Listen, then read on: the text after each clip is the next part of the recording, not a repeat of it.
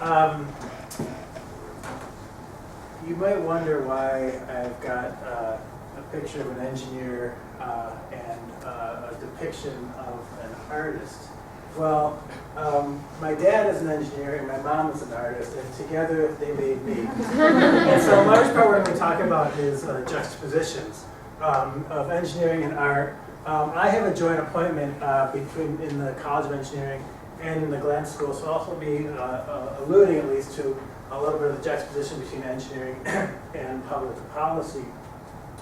And while I don't necessarily, I'm not going to be waxing eloquent about the roots of progress or what progress means and the vocabulary around it. I will be talking about ways in which we need to make progress, however defined. So two of the grand challenges for the energy system, and in some respects, both of the preceding talks, it was probably good that I went last, even though you gave me grief for being on time but late. So two of the grand challenges for our energy system are to reduce the amount of carbon dioxide emissions that that are a byproduct of our energy production, transportation, conversion, and use, as well as to increase the deployment of renewable energy technologies. Now, usually when people think about renewable energy, they think about sunlight and wind, and these are maps of the U.S. and where the resources are. So the darker red are the better resources, and as we pretty much know, in the West, the sun is more intense and it shines more often than, especially here in Columbus.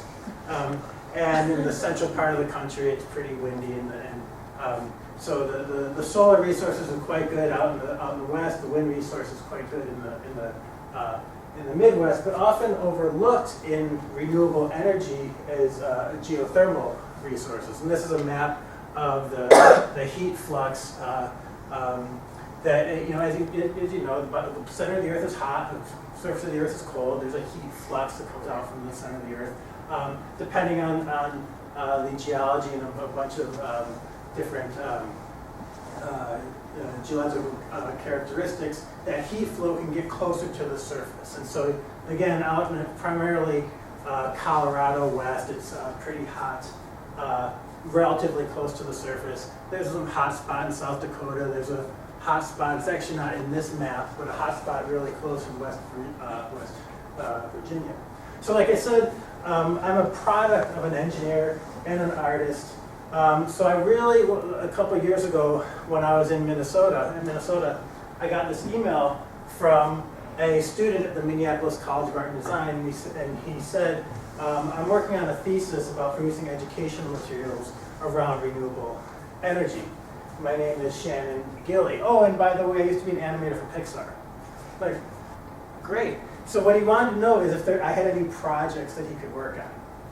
And I said, well, I don't have any way to pay you, but one of the things that we've been working on is actually using carbon dioxide that you get from coal-fired power plants as the primary heat extraction fluid in geothermal energy applications. And so together, we produced, we worked for about a year. He was working on his master's in fine arts degree. We worked as a part of his thesis. He put together this computer animation, and you'll see that his roots as an animator are pretty well. Let's see, how can I do this now? We're going to have an issue here. So what I want to do is play some portions of this video, but embedded in the video as a part of his thesis, he included ways in which there are known techniques that people learn better and take in information. The video will introduce a number of the challenges and also explain this. For the past several decades, our planet and its population have begun to experience the negative impacts of using fossil fuels.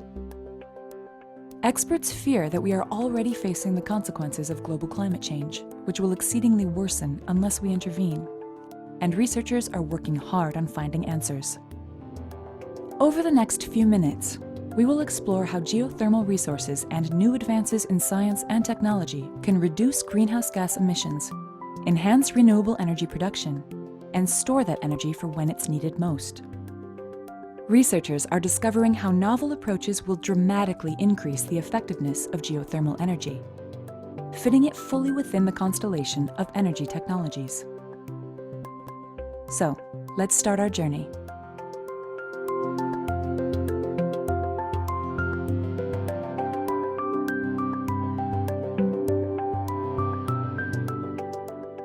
We live in a world that relies heavily on affordable and readily available energy. Our gadgets, our buildings, our infrastructure, our transportation would barely exist without it. Fortunately, the energy we need is abundant, but there's a problem here. The majority of energy sources we rely on today are threatening our way of life. Scientific consensus overwhelmingly concludes that the global climate is changing in large part as a consequence of human activities. The accumulation of greenhouse gases in the atmosphere, most notably carbon dioxide, or CO2, emitted from the processes that power our economies and manufacture our materials, is thickening a blanket in the atmosphere. This blanket is trapping more heat close to the Earth's surface, increasing temperatures worldwide, intensifying droughts, heat waves, and storms, expanding migration of disease-carrying insects, changing sea levels, and making oceans more acidic, harming their fragile ecosystems. We are already experiencing these impacts, produced by the accumulation of past greenhouse gas emissions. And with the huge inertia in the Earth's system, the impacts of our emissions today will be felt for many decades to come. In order to protect our future, societies must reduce the amount of carbon dioxide emitted into the atmosphere. This can be accomplished by capturing CO2 emissions from current processes and by developing new processes that provide electricity without emitting carbon dioxide. Developing and deploying these alternative methods for producing and using energy will not only combat climate change, they will also improve health, economic, social, and geopolitical conditions.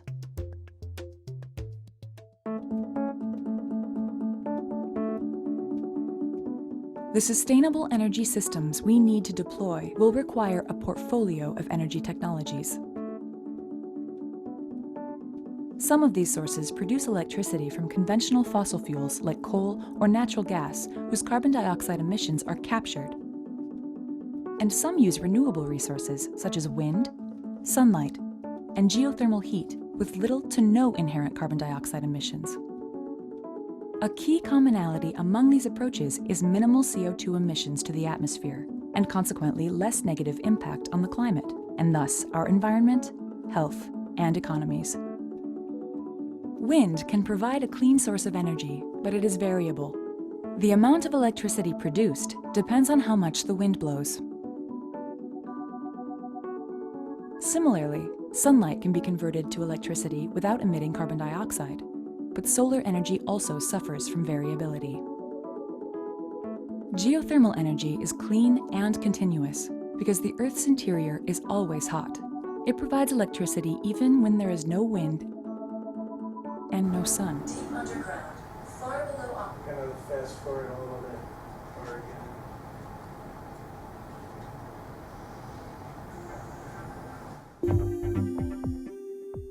Roughly 80% of the electricity produced in the United States comes from over 500 power plants that use fossil fuels like coal and natural gas.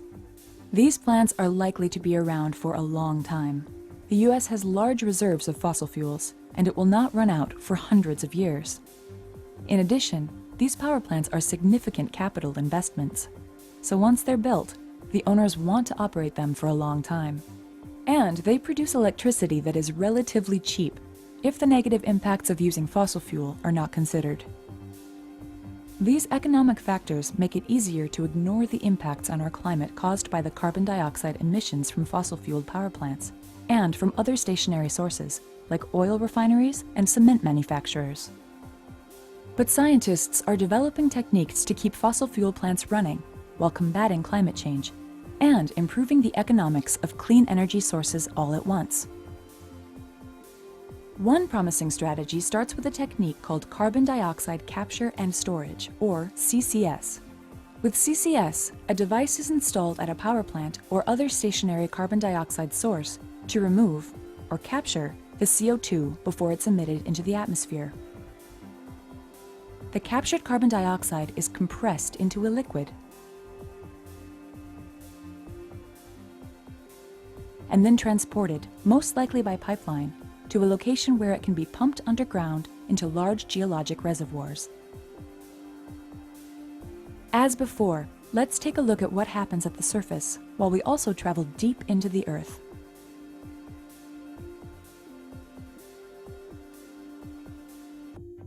These reservoirs are made of permeable rock deep below the surface, where fluids like oil, natural gas, and salty water have been contained for millions of years. Just above is a layer of highly impermeable caprock, which keeps the fluids from rising toward the surface. In well-sited locations, multiple caprock layers may exist further up, serving as additional seals. In order to store the carbon dioxide in this reservoir, a well is drilled deep underground.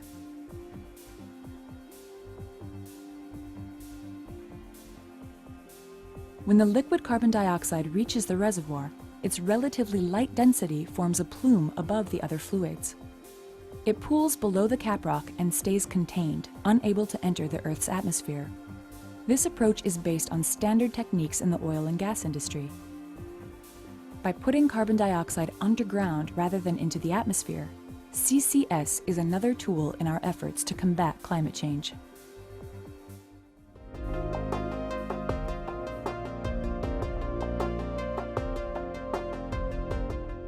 Recently, scientists, engineers, and economists have begun to investigate synergies between CCS and geothermal energy.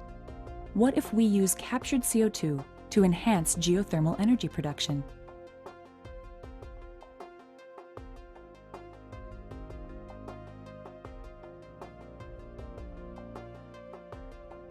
Replacing water with carbon dioxide yields a number of benefits. First, CO2 flows more easily than water. As a result, it can extract the same amount of energy from the ground with less effort. Second, note the fluid at the injection well is under low pressure because it is cool, and the fluid at the production well is under higher pressure because it is hot. The amount of energy that can be produced is dependent on the difference in pressure between the wells. Hot water is under more pressure than cold water, and it yields a good amount of energy.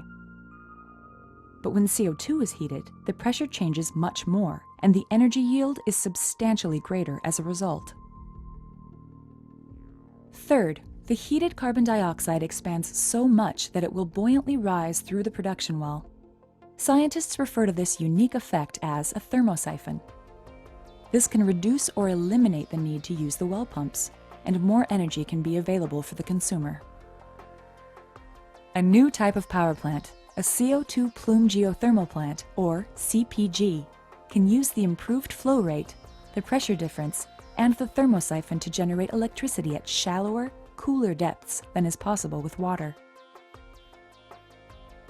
This expands the locations where geothermal energy production is cost-effective and competitive with other sources of electricity. Plants at existing locations can also run more effectively.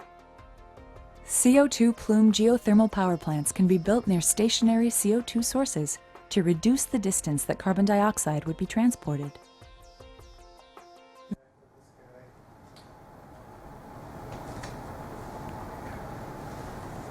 So, like I said, we just started working on using carbon dioxide as this heat transfer mechanism, or this fluid, the heat extraction fluid within geothermal resources. The original topics that I worked on for a number of years are this carbon capture and storage stuff. And now what we're talking about is just siphoning off a little bit of that carbon dioxide, running it through a power plant where you pull off some of the heat and then you stick it back underground. So the objectives of the work that we're doing are to directly generate electricity using carbon dioxide. If you think about it, you're producing renewable energy with a fossil energy feedstock. Okay?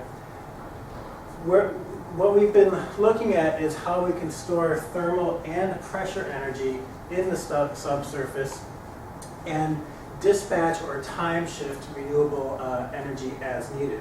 One of the reasons I started with wind and solar is there's problems with them with their variability, right? So the wind doesn't blow all the time, the sun doesn't shine all the time. You need to match electricity generation with electricity demand, right? So when the wind is blowing, you don't need that electricity. It just goes to waste unless you store that energy and then can shift that energy production in time.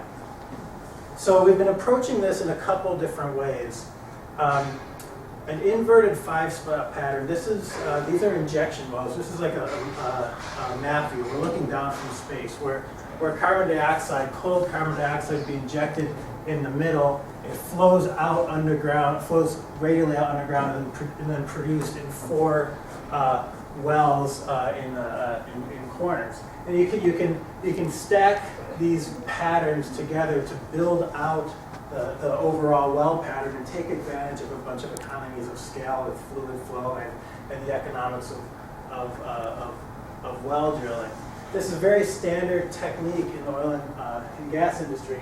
And so what we've been doing is looking at, we have a whole bunch of models of the subsurface flow of the CO2, of the power plants and how you can run the CO2 through the power plants and extract the heat and convert to electricity. And you probably can't read this, but one of the things that people worry about with these renewable energy technologies and so forth are how much is it going to cost. I think Sam or somebody said it was twice the electricity cost per kilowatt hour in one of your questions or something like that. So what I've got on this side are a whole bunch of runs with varying parameters. I'm not going to go into what each dot means, but basically at different depths, at different gradients of heat. So as it gets deeper, it gets hotter. Some places it gets hotter more quickly. Okay? And then one of the key drivers of the effectiveness or our ability to extract the heat is how well the carbon dioxide or any fluid flows through that subsurface reservoir. It's called the permeability. It's like when you stick a sponge in water and it soaks up the water. The rate at which that water gets soaked up in the sponge is a measure of the permeability of that sponge. Depends on how well those holes in the sponge are connected together. So we got capital costs on the top, levelized cost of electricity. Over here, I've plotted existing energy technologies. So we've got like coal and nuclear, combined cycle natural gas, existing conventional geothermal approaches that use hot water, and plotted against capacity.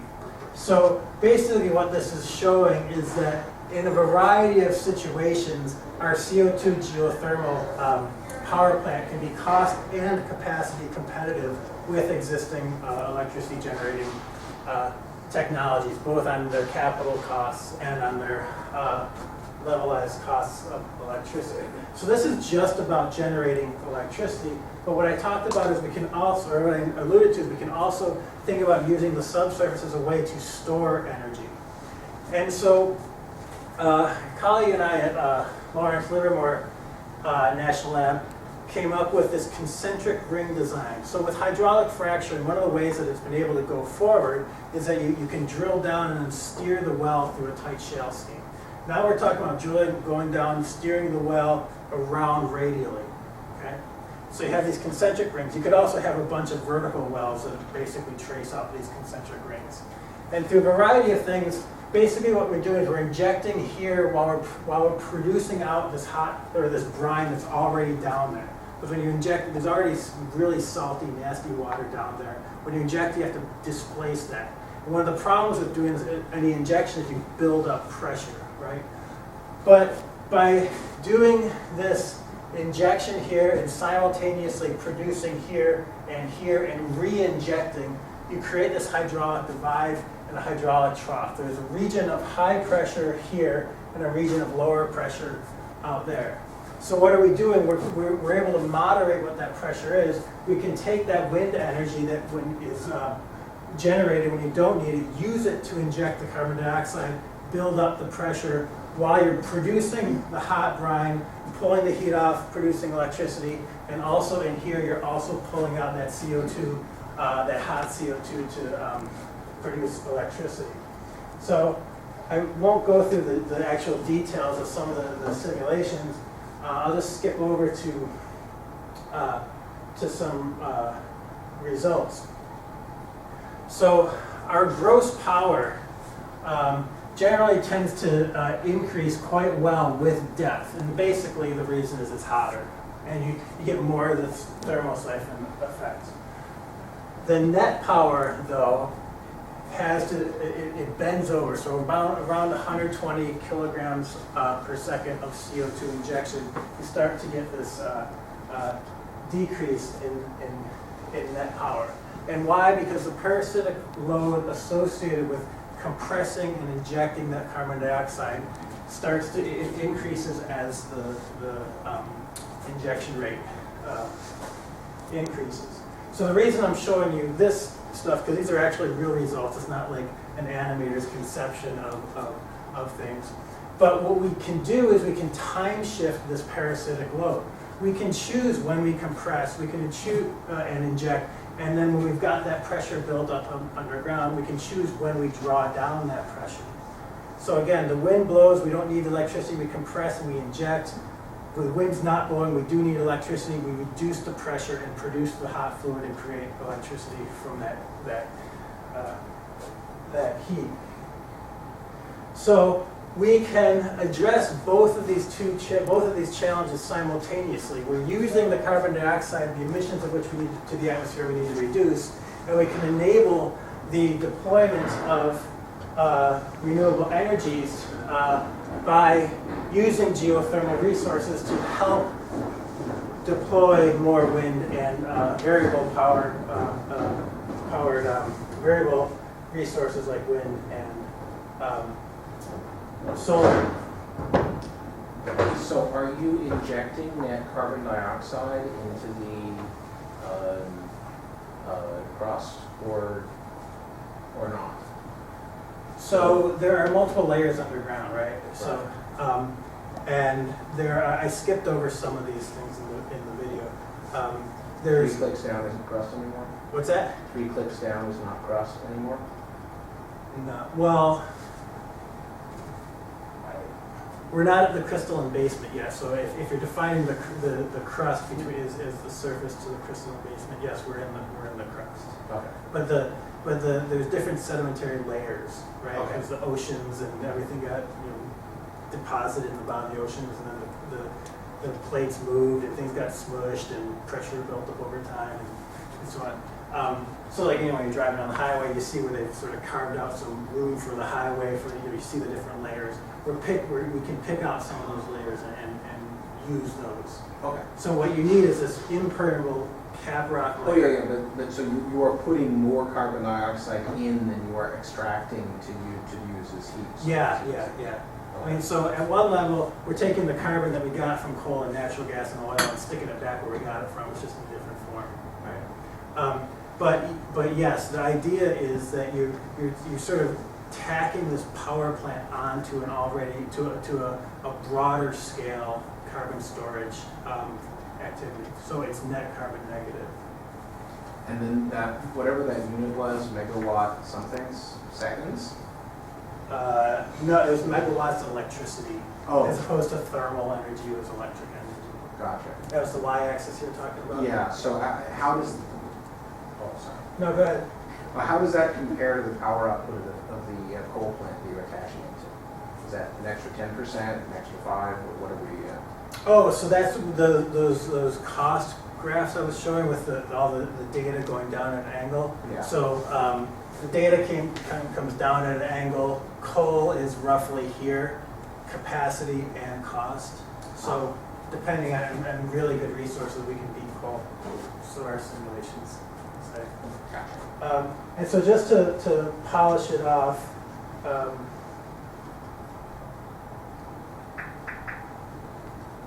I'll finish with some of the rest of the video. And this is part of it, and I think like this form STEAM is really good, because in part, what we were talking, what we like to do is outreach, right, and education, and bringing the different disciplines together. So I was going to talk about this energy storage. We can even use CO2 plume geothermal energy and CCUS to make wind and solar energy more effective.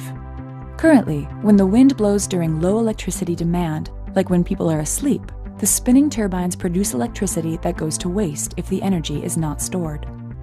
But if the wind farm is located near a CCUS facility, that otherwise wasted electricity can be used to compress and pump carbon dioxide into the reservoir, storing the energy for use later, when demand is higher.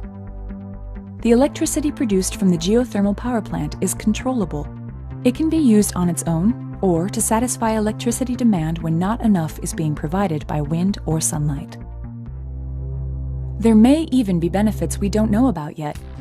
CO2 plume geothermal is bringing together experts in geology, engineering, economics, public policy, and other areas, creating interdisciplinary teams of bright minds seeking to develop solutions to 3 of the most pressing and challenging problems of our time: global climate change, energy availability, and water conservation. And their scientific developments can spill over and lead to other unforeseen approaches. Who knows what great things this will lead to? So that's the interdisciplinary notion behind STEAM, advanced progress.